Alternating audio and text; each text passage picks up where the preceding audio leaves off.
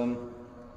परस्मै ज्योतिषे नमः ॐ परमात्मने नमः ॐ पराजैकतये नमः ॐ परस्मै पदाय नमः ॐ वियद्वाससे नमः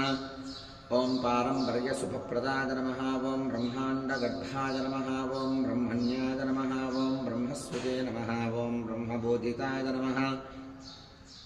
ॐ ब्रह्मस्तुत्याय नमः ॐ ब्रह्मवादिने नमः ॐ ब्रह्मचर्यपरायणाय नमः ॐ सत्यव्रतार्थसन्तुष्टाय नमः ॐ सत्यरूपिणे नमः ॐ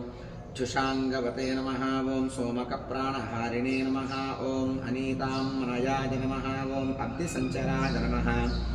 ॐ देवासुरवरस्तुत्याय नमः ॐ पतन्मन्दरधारकाय नमः ॐ धन्वन्तरये नमः ॐ कच्छपाङ्गाय नमः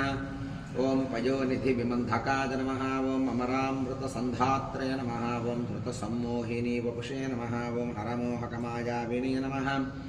ॐ रक्षःसन्दोहभञ्जनाय नमः ॐ हिरण्याक्षविदारिणे नमः ॐ यज्ञाय नमः ॐ यज्ञविभावनाय नमः ॐ यज्ञयोर्वे समुत्थत्रे नमः